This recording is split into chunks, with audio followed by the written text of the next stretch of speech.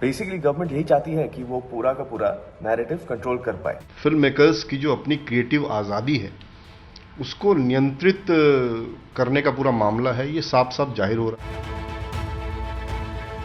ये film industry से जुड़े लोगों की आवाज है जो सरकार के एक नए फैसले पर सवाल खड़े कर रहे हैं। सवाल एक नए बिल से फिल्म इंडस्ट्री को नियंत्रित करने का। फिल्म इंडस्ट्री को डर है कि अगर ये कानून बन गया तो उनकी क्रिएटिव आजादी पर पहरा लग जाएगा। यानी अगर एक फिल्म बन के रिलीज हो चुकी है और उस पर कोई विवाद होता है या मुद्दा खड़ा होता है तो सरकार उस फिल्म पर रोक तक लगा सकती है। क्या है पूरा मामला और क्या है इस डर की वजह, आइए समझने की कोशिश करते हैं।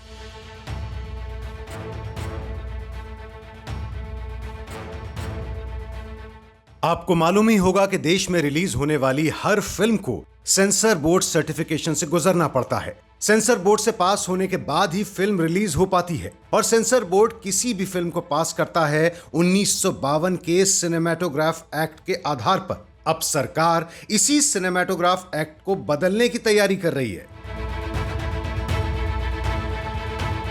मिसाल के तौर पर कुछ महीने पहले release political film madam chief minister हो, जिसकी कहानी बीएसपी सुप्रीमो मायावती से प्रेरित लगती थी, या कुछ साल पहले रिलीज हुई फिल्म पद्मावत जिसके खिलाफ करणी सेना का बड़ा हंगामा और विवाद खड़ा हुआ था।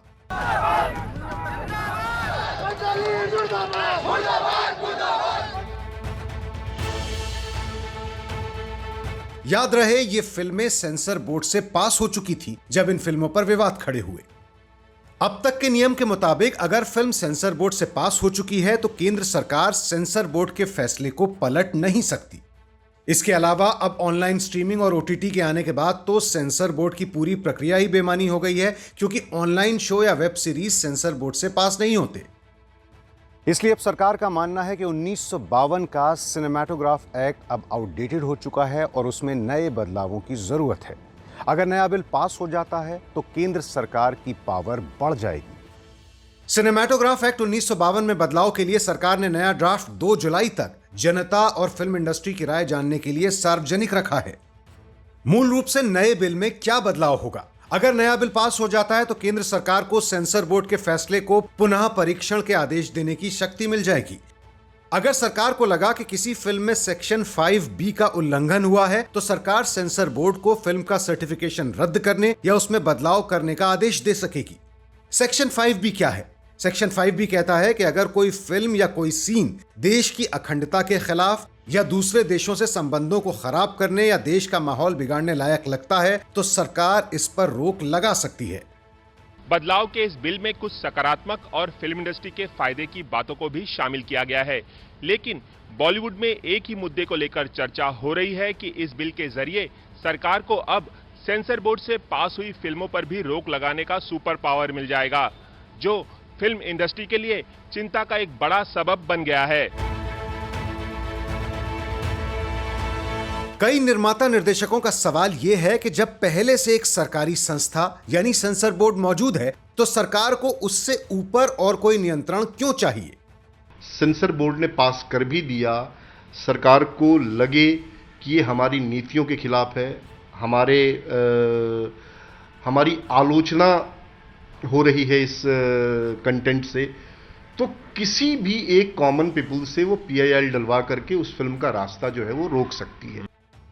आपको बता दें कि इसी साल 6 अप्रैल को सरकार ने अचानक फिल्म सर्टिफिकेशन एपेलेट ट्रिब्यूनल यानी FCAT को भी बंद कर दिया था। एपेलेट ट्रिब्यूनल का काम यह था कि अगर कोई फिल्म निर्माता सेंसर बोर्ड के सर्टिफिकेशन से खुश नहीं है तो यहां अपील कर सकता था, लेकिन इसके बंद होने के बाद तो फिल्म निर्माताओं की सुनवाई का रास्ता ही बंद हो गया। अब बस वो कोर्ट जा सकते हैं। इस ट्रिब्यूनल को बगैर किसी बहस के सरकारी अध्यादेश जारी करके बंद कर दिया गया था। पहले तो सिस्टमैटिकली उन्होंने FCAT डिसॉल्व कर दिया और इस अपडेट के ज़रिए खुद को इतना पावर दे दिया है कि सेंसर बोर्ड की हर डिसीजन को वो चुटकी में बदल सकते हैं। कई राष्ट्रीय पुरस्कारों से सम्मानित फिल्मकार अदूर गोपालकृष्णन ने कहा है कि ये सरकार की सुपर सेंसर बनने की कोशिश है। फिल्म इंडस्ट्री का मानना है कि ये संविधान से मिली अभिव्यक्ति की आजादी को कैद करने का प्रयास है। वो है तो फिर सीबीएफसी क्यों है, और अगर सीबीएफसी है तो वो भी तो सरकार की ही बॉडी है, तो उसके ऊपर किसी और को होने की क्या जरूरत है। अल्टीमेटली अगर आपको ऐसा लगता है कि आपकी एक कॉन्स्टिट्यूशनल राइट है जिस पर एक बाधा है, तो आप ऑफकोर्स अब भी चाहे ये लॉ अगर बन भी जाए तब भी आप सुप्रीम कोर्ट को जरूर अप्रोच कर सकते हैं। मुझे लगता है ऑफकोर्स आप हाई कोर्ट पर जा सकते हैं। हालांकि इस बिल के पास हो जाने के बावजूद निर्माता निर्देशक अपनी फिल्म के लिए कोर्ट जा सकते हैं, लेकिन रिलीज के लिए तैयार फिल्म के लिए लंबी कानूनी लड़ाई से हर फिल्म निर्माता बचना चाहता है। इट्स जस्ट क्रिएटिंग सिचुएशन जहां पर कोई भी फिल्म मेकर नहीं चाहेगा कि यार उसको चक्कर काटने पड़े सरकार के या सीबीएफसी के या उसके बाद फिर कोर्ट या लीगल सिस्टम के। तो वो उसके पहले ही जो सोच ये है कि इसके पहले ही कि इससे कुछ प्रॉब्लम्स हो तो वो बनाए ही ना, उसको ही पहले ही रोक दें। तो वो जो है वो मुझे लगता है ये रियल मोटिव है। हालांकि बॉलीवुड डरा हुआ है, लेकिन इसके बावजूद अब तक सिर्फ मशहूर फिल्म निर्माता निर्देशक विशाल भारद्वाज ने ही इस मुद्दे पर ट्वीट करके पूरी फिल्म इंडस्ट्री और सिनेमा प्रेमियों से अपील की है कि इस बदलाव का विरोध करें। बॉलीवुड के कई निर्देशकों के मुताबिक अभी तक फिल्म इंडस्ट्री ने इस अहम मुद्दे पर कोई बातचीत या मीटिंग नहीं की है।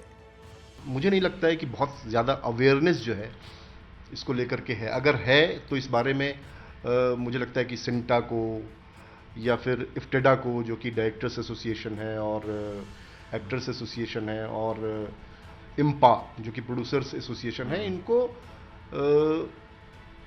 मतलब सामूहिक रूप से इसका प्रतिरोध करना चाहिए। लेकिन मुझे अफसोस के साथ कहना पड़ रहा है कि जो डायरेक्टर्स एसोसिएशन है और प्रोड्यूसर्स एसोसिएशन है, इनके मेंबरान और इनके जो सर्वे सर्वा हैं वो इस वक्त सरकार के साथ हैं, सरकार की नीतियों का समर्थन करने वाले लोग हैं। तो मुझे नहीं लगता है कि उस संगठन से बहुत ज़्यादा उम्मीद की जा सकती है।